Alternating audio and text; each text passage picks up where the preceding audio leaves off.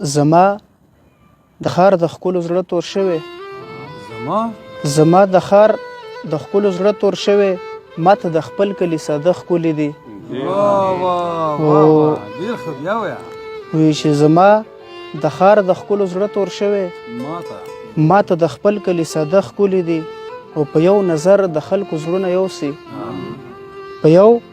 نظر د خلکو زړونه یوسي او زموږ د کلي عجیبه ښکلي دي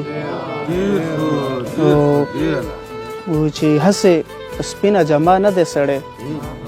هسې په سپینه جامه نه دی سړی او چې په اخلاقو وي درانه ښکلي دي مننه چې هسې په سپینه جامه نه دی سړی او چې په اخلاقو وي درانه ښکلي دي او اخر شعر دی چې مین په ډېرو کیسو نه پوهېږي مین په ډېرو کیسو نه پوهېږي او چې کوم یې خوښ وي بس هغه ښکلي دي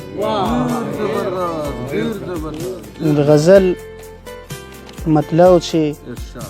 تقدیر مو کړې بدلې فیصلې جدا جدا تقدیر مو کړې بدلې فیصلې جدا جدا او قسمت مو جوړې کړې وې نامې جدا جدا او چې تقدیر مو کړې بدلې فیصلې جدا جدا او قسمت مو جوړې کړې وې نامې جدا جدا وی شکمنه شوله مور مې ستا د نښې په رومال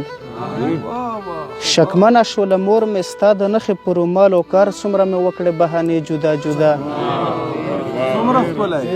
مننه چې شکمنه شوله مور مې ستا د نښې په رومال او که هر څومره مې وکړې بهانې جدا جدا وی چې ویل یې راته ده چې شکر دواړه پښتانه یو ویل یې راته دا چې شکر دواړه پښتانه یو پروا نشته بیا هم کوي تپې جدا جدا مننه ډېره مننه ویل یې راته دا چې شکر دواړه پښتانه یو پروا نشته بیا هم کوي تپې جدا جدا او ریحان صاحب که لر یو که د بر یو پښتانه به جدا نشو که لر یو که د بر یو پښتانه به جدا نشو په منځ کې که مو هر څوک ډېر رسې جدا جدا او چې تش وې په یاد څه په اختیاره جړه راغله چې تش وې په یاد څه به اختیاره جړه راغله او په تا پسې مې وکړې څو نارې جدا جدا او چې کله مې په څنګ کې وې او کله د رکیب یې کله مې په څنګ کې وې او کله د رکیب یې او ظالمه په ما مه کوه نخرې جدا جدا مننه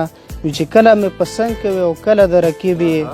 ظالمه په ما مه کوه نخرې جدا جدا او مقتاد چې په څه باندې ده وویل چې ساګره یار مې نه یې